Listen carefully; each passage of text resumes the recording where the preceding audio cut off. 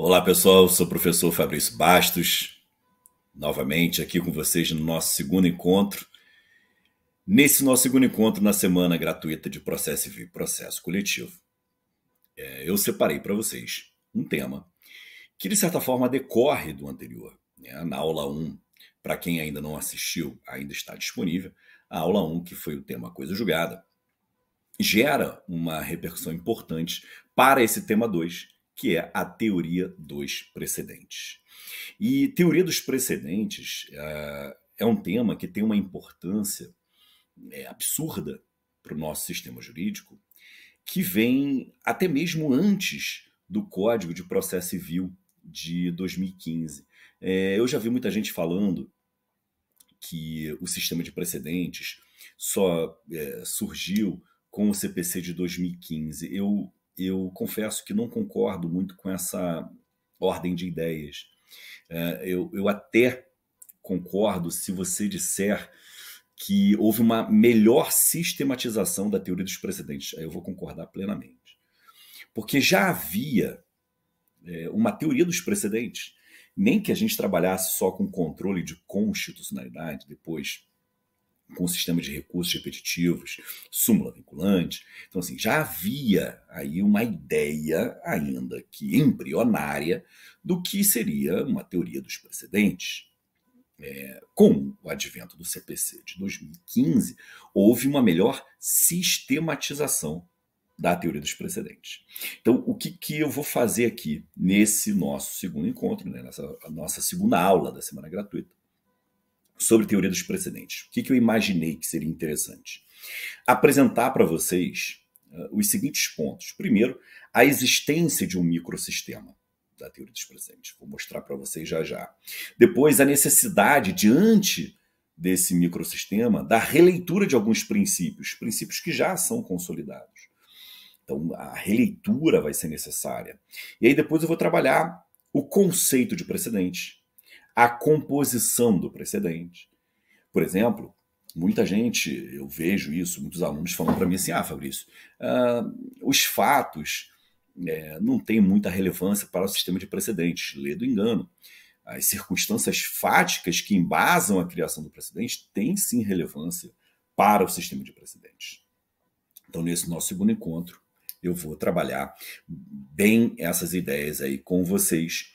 Lembrando que a gente ainda vai ter mais 2 aulas nessa semana gratuita. E lembrando ainda a necessidade, na verdade, um pedido que eu faço, uma gentileza que vocês podem fazer para mim, que é comentar lá no post dessa nossa aula as suas impressões, dúvidas, sugestões, críticas, o que vocês acharem que seja conveniente, desde guardadas as devidas proporções diante do bom senso. Mas vamos lá. Lembrando ainda também, antes de entrar no conteúdo, que todo o material que eu fizer referência aqui, apresentar para vocês, vai ser disponibilizado ao final do evento, tá bom? Para quem estiver cadastrado, para quem se inscreveu, vai receber isso no grupo do WhatsApp. Fechado? Então vamos embora. Então vamos lá.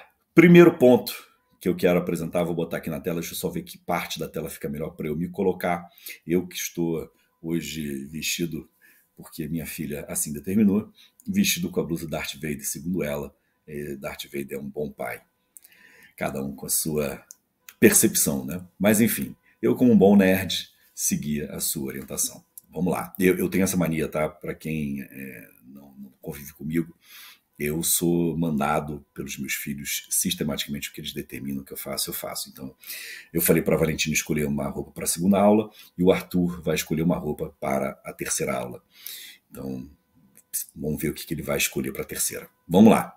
Então, o primeiro ponto que eu trabalho aqui com vocês é o chamado microsistema.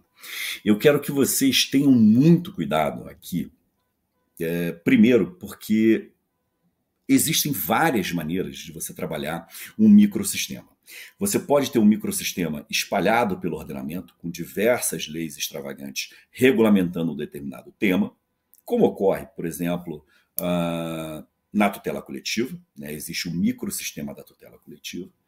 Você pode trabalhar um microsistema dentro de uma única lei, por exemplo, a lei do inquilinato, o próprio Código de Defesa do Consumidor.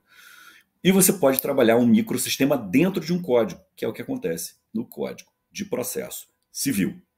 Aqui a gente vai trabalhar dois tipos de microsistemas que, de certa forma, se complementam. Tá? E isso que eu quero que vocês tenham um cuidado. Primeiro microsistema é o microsistema de resolução dos casos repetitivos. Se você olhar aqui nas minhas anotações, eu botei, dá uma olhada lá no artigo 928 do CPC. Porque a gente vai encontrar o IRDR, né, o IRDR, o Incidente de Resolução de Demandas Repetitivas, que está lá no artigo 976. No 1036 você vai encontrar o RESP e RE repetitivos. Esse julgamento aqui de casos repetitivos faz parte também do microsistema de precedentes. Tá? Também faz parte do microsistema de precedentes. São precedentes diferentes por quê? Porque quando eu falo de IRDR, RESP e RE repetitivos, como o próprio nome diz, esses precedentes vão ser retirados da solução de casos repetitivos. Os demais precedentes não serão retirados de casos repetitivos. É isso que eu queria que vocês tivessem em mente. Por isso que eu coloquei aqui, existe um microsistema de julgamento dos casos repetitivos e existe um segundo microsistema que é de formação de precedentes, que a gente vai olhar lá a partir do artigo 927. Então, dentro desse sistema de precedentes, toda vez que eu falar em sistema de formação de precedentes, e depois eu vou fazer uma correção aqui de nomenclatura, vou adotar a nomenclatura do meu amigo e grande ícone de processo civil, o professor Alexandre Câmara. Eu também prefiro, assim como ele, usar o termo padrões decisórios. Mas toda vez que eu falar em formação de precedentes, tenham sempre em mente que vai ser IRDR, o incidente de assunção de competência, controle de constitucionalidade, súmula vinculante e RESP e RE repetitivos. Lembrando que daqui a pouco também, na aula, eu vou falar sobre súmula, se súmula realmente deveria ser considerada como um precedente, como fazemos aqui no Brasil. Eu acho que não, mas eu vou trabalhar com vocês já já. Mas então, repito, o que faz parte do sistema de formação dos precedentes? Quais são os institutos? Incidente de resolução de demandas repetitivas, incidente de assunção de competência, as ações de controle de constitucionalidade, súmula vinculante e os recursos excepcionais repetitivos. Aqui embaixo, coloquei aqui uma sugestão aqui de remissões, para que vocês façam lá no artigo 927, porque são os artigos que trazem aí a aplicabilidade do próprio sistema de formação dos precedentes. Vocês vão ver lá tutela da evidência, julgamento antecipado da lide, dever de fundamentação, dispensa de reexame necessário e por aí vai. Tá bom? Todos esses artigos aí que estão atrelados ao sistema de formação de precedentes. Então esse é o primeiro ponto do nosso encontro de hoje. Saber que existe um sistema de formação de precedentes em nosso ordenamento jurídico, mormente dentro do Código de Processo Civil. E esse sistema de formação de precedentes é também um microsistema. Ou seja, eu posso usar institutos de um instrumento para solucionar antinomias e omissões de outro instrumento e por aí vai. Tudo bem? Então essa é a primeira pedra de toque que é importante para a gente saber. Segundo ponto, que eu também acho importante. Lembra que na introdução breve que eu fiz, eu falei para vocês, olha, eu vou situar, né, a formação dos precedentes e vou falar também sobre a necessidade da releitura de alguns princípios que já são consolidados. E é isso que eu vou fazer agora. Vou botar aqui na tela para os senhores só ver onde que fica melhor a minha figura. Aqui em cima fica melhor. Vamos lá. Então, eu proponho, eu não, né? A doutrina propõe. Na verdade, eu que estou propondo, porque sou eu que estou falando, mas recebam a minha fala como se médium fosse, ou seja, os doutrinadores falam através de mim. A gente vai trabalhar com a leitura e a reconstrução de alguns princípios. Princípios que já são consolidados. Né? Primeiro princípio, que eu reputo importante para a gente fazer uma releitura, é o princípio da legalidade. Qual a ideia do princípio da legalidade? Né? e aqui eu me refiro à legalidade formal, é a ideia de que ela é a principal fonte do direito, né? É uma norma jurídica que traz a principal fonte do direito. E por que a gente vai fazer uma releitura? Porque a partir do momento que se adota no Brasil um sistema de precedentes, e aqui para quem nunca estudou sistema de precedentes, é aquilo que a gente vê nas séries americanas, né? O cara está lá no tribunal, de repente ele cita um precedente, olha, o precedente lá, fulano, fulano, e tem que ser aplicado aqui, não tem que ser aplicado, essa discussão de aplicação de soluções para o caso concreto, que é a ideia do precedente enquanto fonte do direito. Ou seja, eu vou usar o precedente para resolver casos concretos. Então vejam o que eu coloquei na tela. Se o precedente passa a ser considerado como fonte do direito, passa a ser considerado como norma jurídica, eu necessariamente passo a ter algumas consequências importantes. E aí eu coloquei uma delas aqui. Ó. Eu fiz a referência ao CPC de 73, que falava em violação de literal disposição de lei, e modifiquei para o CPC de 2015. Repara, no CPC de 73, se houvesse violação de literal disposição de lei, a parte poderia ajuizar uma ação rescisória, poderia rescindir a coisa julgada anterior. No CPC de 2015, diante dessa nova leitura do princípio da legalidade, eu posso narrar como causa de pedir violação da norma jurídica, ou seja, violação de um precedente vinculante. Se houver violação de um precedente vinculante, eu posso ajuizar uma ação rescisória. Está lá no artigo 966, inciso 5, parágrafos 5º e 6º. E aí vejam, olha que interessante. A partir do momento que eu passo a considerar o precedente como fonte, direito fonte formal do direito, eu tenho que necessariamente observar a aplicação desse precedente. Tanto é verdade que eu posso até valer-me, claro, com os requisitos e pressupostos inerentes, posso valer-me do instrumento da reclamação, que está lá no artigo 988, para controlar a aplicação do precedente. A segunda releitura que eu proponho aqui é o princípio da igualdade. Qual é a ideia aqui do princípio da igualdade aqui? Volta aqui para mim só para vocês entenderem uma ideia. Vou aqui usar termos que eu não costumo usar em sala de aula, mas só para vocês terem a noção. Não é muito comum você encontrar assim, pessoas, digamos, revoltadas com o Poder Judiciário, dizendo assim, olha, a minha situação era idêntica à do fulano de tal, mas o juiz decidiu de forma diferente. Isso não viola o princípio da igualdade, em certa medida? Sim. A partir do momento que você traz a ideia do precedente enquanto fonte do direito, enquanto uma norma jurídica a ser observada, eu começo a trabalhar com o princípio da igualdade.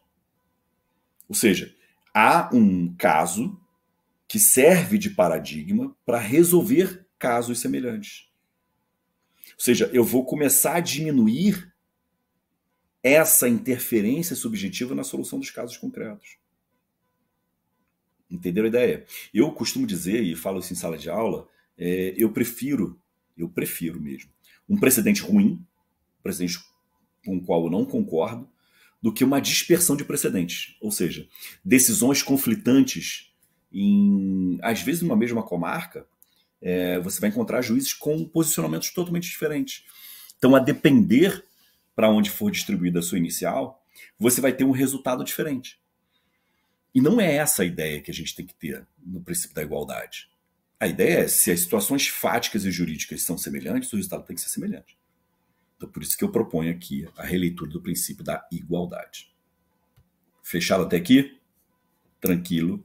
Bom, seguindo essa linha aí da releitura, você passa a ter também a necessidade de reler o princípio da segurança jurídica. Por que o princípio da segurança jurídica? Porque a partir do momento que você passa a ter um sistema de formação de precedentes, você passa a ter essas três características que eu coloquei. Ó. Estabilidade, continuidade e previsibilidade, principalmente. Olha, eu sei que o Tribunal de Justiça do meu estado tem entendimento consolidado nesse sentido. Então, se eu propuser a demanda, eu já sei qual é o resultado. Veja, continuidade, estabilidade e previsibilidade. Olha, se eu propuser essa demanda, eu já sei que o STJ tem entendimento consolidado nesse sentido. De novo, estabilidade, continuidade e previsibilidade. Porque, na verdade, o precedente, por que eu falo em continuidade aí? Porque o precedente, ele não é criado para solucionar um caso concreto e encerrar, digamos, a sua eficácia. Não, a ideia é ele ser projetado para o futuro. Ele resolver casos futuros. A ideia é essa. Por isso que se fala que em alguns países esse respeito aos precedentes é de tal forma, digamos, fomentado, que você sempre tem a previsibilidade. E aí, obviamente, essa segurança jurídica ela vai estar atrelada à fundamentação da decisão. Porque o ônus argumentativo, para e pensa aqui, o ônus argumentativo do juiz para seguir um precedente consolidado, ele é baixo. Porque ele vai ter que justificar por que aquele precedente deve ser utilizado no caso concreto. Mas, se o juiz quiser não aplicar o precedente, repara, o ônus argumentativo dele aumenta. Espera aí, excelência. Você já decidiu dessa forma em casos anteriores. Por que nesse caso futuro aqui, que tem as mesmas circunstâncias fáticas e jurídicas, você quer decidir de forma diferente? Então o ônus argumentativo dele vai aumentar. Ele vai ter que justificar melhor aquela decisão. Entenderam a ideia? Então a segurança jurídica vai gerar também uma releitura da fundamentação das decisões judiciais. Haverá um incremento do ônus argumentativo. Fechado? Até aqui estamos tranquilos, calmos e serenos. Sei que é muita informação, mas vamos lá.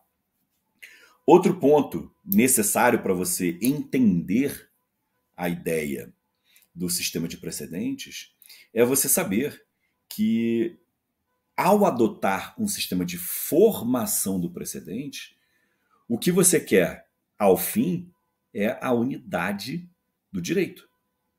Ou seja, você quer que essa previsibilidade seja tão alta que a uniformidade vai ser um valor muito mais importante. Por isso que eu coloquei ali todos os valores que são importantes: estabilidade, coerência, integridade, publicidade e uniformidade. Então esses 5 valores, eles são relevantes para que eu possa ter a unidade do direito. E aí vejam, nessa tela que eu vos apresentei, eu reuni toda a releitura dos princípios anteriores. Porque, em última análise, a ideia da teoria da formação de um precedente é justamente buscar a unidade do direito. Tranquilo? Perdoem se o meu discurso está repetitivo, mas a minha ideia é justamente trabalhar esse sentido para vocês. E aí você vai pensar assim, Fabrício, ficou muito abstrata essa ideia de dever de uniformidade, de dever de coerência. Como que eu posso sair da abstração para poder absorver melhor essa ideia de uniformidade? Vou colocar aqui na tela para vocês. Eu selecionei o dever de coerência. Esse dever jurídico de coerência, você pode trabalhar sob diversos prismas. E reparem, muitas vezes, até na nossa vida privada, esqueçam aqui a sua vida enquanto jurista ou enquanto graduando. Vai para a sua vida privada. Muitas vezes, a gente erra ao não ter um dever jurídico de coerência. Você acaba, por vezes, exigindo de alguém uma postura que você mesmo não tem. Você acaba proferindo decisões diferentes em situações que são semelhantes e não está nem aí se tem que fundamentar ou não. Então, o que eu quero mostrar para vocês nessa tela? Como que eu vou interpretar esse dever jurídico de coerência, né? Esse dever jurídico de manter a uniformidade? Eu coloquei, no que tange aos prismas, eu vou trabalhar com prisma formal e substancial. No prisma formal, eu tenho que evitar decisões que são contraditórias. No prisma substancial, não basta que a decisão não seja contraditória, ela tem que fazer sentido. Ou seja, tem que gerar um sentido. E além disso, tem que ter duas dimensões. A dimensão externa, ou seja, aquela dimensão que está para fora da relação jurídica processual, ou seja, a igualdade. Né? As pessoas têm que olhar para a minha decisão e falar assim, não, bom, o Fabrício está sendo coerente. Ele está decidindo de forma igual situações que são idênticas. Está decidindo de forma diferente situações que são diferentes. Já na interna, eu tenho que preocupar-me com a minha fundamentação. Eu tenho que justificar para as pessoas que fazem parte desse processo por que eu decidi daquela forma. Então percebam, meus caros, que a despeito de trazer aqui conceitos que são conceitos difíceis de absorver, por isso que eu escolhi esse tema geral para a gente estudar, são conceitos realmente difíceis de absorver. Mas, mesmo sendo difíceis de absorver, olhem esses materiais que eu vou disponibilizar e façam as suas próprias reflexões. Porque muitas das vezes explicar o que é coerência é uma tautologia. Às vezes eu vou usar aqui muitos truísmos que não são úteis para a gente. Então, é ideal você não ficar só com o que eu estou falando aqui, é buscar também o conteúdo. Bom, feita essa brevíssima introdução, vamos ao conceito de precedente. E eu separo aqui um conceito de um dos meus ídolos pessoais e profissionais, que é o professor Fred Dier. Qual é o conceito de precedente que o professor Fred Dier nos apresenta? Dá uma olhada aí. Olha só. Qual é a ideia desse conceito de precedente? Ou seja, eu tenho uma decisão judicial que resolveu um caso concreto. Então, é uma decisão judicial. Ela resolveu o caso concreto. E, ao resolver esse caso concreto, criou uma diretriz para resolver casos concretos futuros. Então, a ideia do precedente não é só, repito, resolver o caso concreto. É resolver o caso concreto e gerar uma diretriz para casos concretos futuros. Gerar uma diretriz para casos concretos futuros. Ou seja, eu passo a ter um vetor de como decidir outros casos concretos. E aí, qual é o problema do nosso Código de Processo Civil?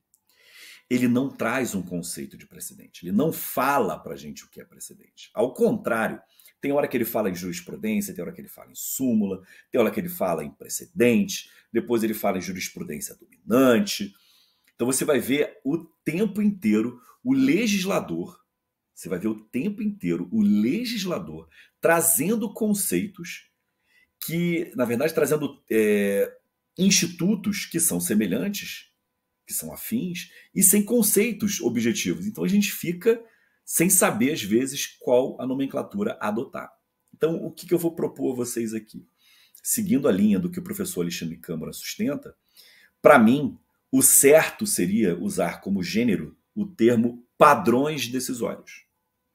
Então, padrão decisório seria o gênero, precedente, jurisprudência e súmula seriam os suas espécies. E aqui vem um detalhe. Vejam só, cai na prova dos senhores a seguinte pergunta: súmula é precedente? Se você olhar aqui na tela desse material que eu fiz, a sua resposta vai ser negativa. Porque súmula não se confunde com precedente. Porque súmula não é extraída da resolução de um caso concreto. O precedente sai de um caso concreto. Da mesma forma que jurisprudência também sai de um caso concreto. E aí você já vai pensar, Fabrício, espera aí, cara. Então você já falou para mim que súmula não se confunde com precedente. Porque súmula não se extrai de um caso concreto. Mas o precedente e jurisprudência, sim.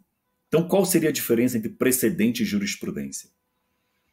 A diferença não é qualitativa, mas quantitativa. Precedente pode ser uma única decisão. Pode ser uma única decisão. Jurisprudências são decisões reiteradas no mesmo sentido. Então a diferença é quantitativa e não qualitativa. Não há uma hierarquia entre precedente e jurisprudência. Tranquilo? Agora, muito cuidado. Nem toda decisão judicial vai ser um precedente. Mas todo precedente vai decorrer de uma decisão judicial. Então, repito, nem toda decisão judicial vai ser um precedente. Porque para ser um precedente tem que ter essa ideia que eu falei, resolução de um caso concreto e a diretriz para a resolução de casos futuros. Fechado? Bom, daí, é claro, a gente tem que saber o seguinte, qual é o sentido do termo precedente? Então, portanto, qual é o sentido para o termo precedente? Aí eu coloco aí para vocês todos os sentidos que vocês vão encontrar na doutrina. Você vai encontrar o sentido lato, que é a decisão, como eu falei, que serve como parâmetro para casos futuros. Você vai encontrar no sentido estrito substancial, que o precedente é a sua norma, né? Aquela razão de decidir. E terceiro, que é o precedente em sentido formal, que é o instrumento da criação normativa, ou seja, a fonte do direito. Então são sentidos que vocês vão encontrar para o mesmo termo. E aí é claro que vai pintar o seguinte, pô, Fabrício, espera aí, você já me deu aí 3 sentidos para o termo precedente, mas você ainda não me falou o que compõe o precedente. Está aí na tela. Qual é a composição do precedente? Aqui eu valho-me da doutrina professor Cruz e Tucci. A bem da verdade, são 4 elementos que compõem o precedente. Veja só o primeiro, que está aí na tela. Circunstâncias de fato que embasam a controvérsia. Então, perfeito. As circunstâncias de fato são, sim, elementos do precedente. Então, parem de afirmar que as circunstâncias fáticas não têm relevância. Tem relevância, sim. Segundo elemento que faz parte do precedente e que a gente pode desenvolver, que eu desenvolvo no curso de processo civil, são os argumentos de passagem, chamado obter dictum. E aí vejam, esses argumentos de passagem são aqueles argumentos de reforço. E esses argumentos de reforço só ostentam eficácia persuasiva. Ou seja, podem servir de reforço para a sua fundamentação, mas não vão vincular a solução de casos futuros. Terceiro elemento, chamado de ratio decidendi ou holding. O que vem a ser a ratio decidendi ou holding? É a motivação relevante, é a tese fixada. Ou seja, a fundamentação determinante para que você consiga ter a diretriz para resolver o caso futuro. Portanto, esse terceiro elemento é um elemento que vincula. Não só esse terceiro elemento, como também o quarto e último elemento, que é o dispositivo. O que é o dispositivo? Eu boto aí entre parênteses. O dispositivo é aquilo que restou decidido. É a decisão em si. Então, esses são os 4 elementos que compõem o precedente. Tranquilo, meus queridos? Beleza? E aí, vejam, só para ficar claro aqui, o que é, então, a ratio decidendi? O que é, então, a ratio decidendi? Ela é a essência da tese jurídica. Tanto é verdade que se você retira a ratio decidendi, você não consegue entender a decisão que foi proferida. Por isso que eu afirmo a vocês, esse é um elemento que vincula decisões futuras. Tá, Fabrício, beleza, eu entendi a ratio decidendi, mas o que é a ratio decidendi em si? O que é? É a fundamentação relevante. É aquele fundamento, é aquela parcela da formação do convencimento que efetivamente foi relevante para a obtenção do resultado. Fechado? E por fim, só para não dizer que eu não falei de flores, obter dictum. O obter dictum, como eu falei, não é a fundamentação relevante. Não é aquela fundamentação sem a qual você não entende a decisão. Não. São os argumentos que reforçam o seu convencimento. Por isso que eu falo, pode ter eficácia persuasiva, está tudo aí na tela. Pode ter eficácia persuasiva, mas não vai ter a eficácia vinculante. Tudo bem? Você pode pensar, fazer assim, pô, Fabrício, você falou muito rápido, cara, deu nem 30 minutos de aula. Vejam, a ideia aqui é mostrar para vocês que existem temas que a gente precisa estudar, a gente precisa aprofundar. E aqui eu estou mostrando para vocês como que é aula por mim ministrada. Ela é roteirizada, ela tem os principais tópicos, você vai sempre ter os conceitos, mostrar os exemplos.